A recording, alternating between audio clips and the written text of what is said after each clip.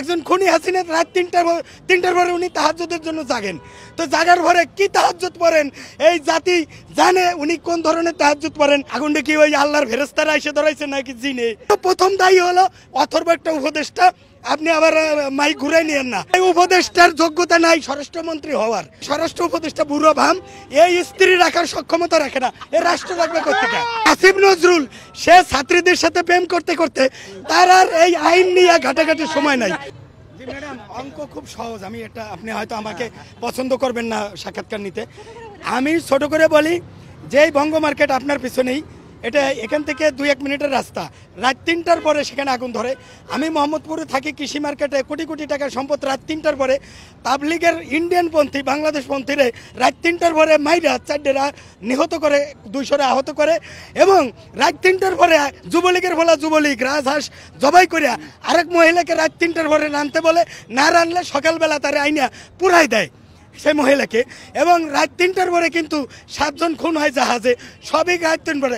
একজন খুনি হাসিনা রাত 3টার পরে উনি তাহাজ্জুদের জন্য জাগেন। তো জাগার পরে কি তাহাজ্জুদ পড়েন এই জাতি জানে উনি কোন ধরনের তাহাজ্জুদ পড়েন। ওনার তাহাজ্জুদ হলে সচিবালয়ে আগুন দেওয়া।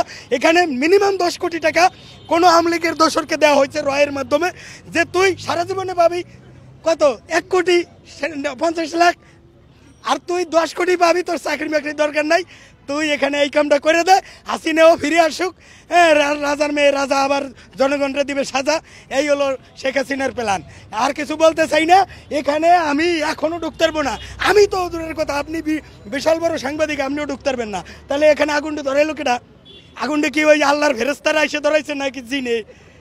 নাকি এখানে কারা ধরাইছে?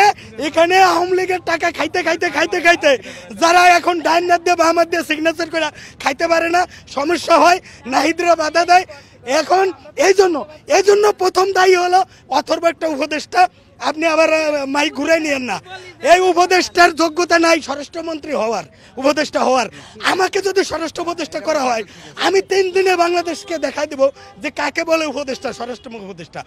আমি বলি এই স্বরাষ্ট্র উপদেষ্টা বুড়ো ভাম, এই স্ত্রী রাখার সক্ষমতা রাখে না, এ রাষ্ট্র রাখবে কোথেকে?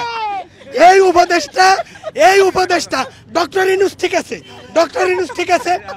এই উপদেষ্টা আর আসিফ নজরুল সে ছাত্রীদের সাথে প্রেম করতে করতে তার আর এই আইন নিয়ে ঘাটাঘাটির সময় নাই। এদের উপদেষ্টা আরেকটা আছে শয়তান ফারুকি, এরা দিয়ে প্রেম করাইতে মজা হয়। এই জন্য এই ফারুকি এদের উপদেষ্টা না হওয়া পর্যন্ত আগুন সব জায়গায় ধরবে, টিভি সেন্টারেও ধরবে। আমি প্রতিবাদ জানাই, এই উপদেষ্টাদের পদত্যাগ চাই, নতুন উপদেষ্টা করা হোক এবং এখানে জুলাই যোদ্ধাদেরকে দিয়ে তদন্ত কমিশন করা হোক।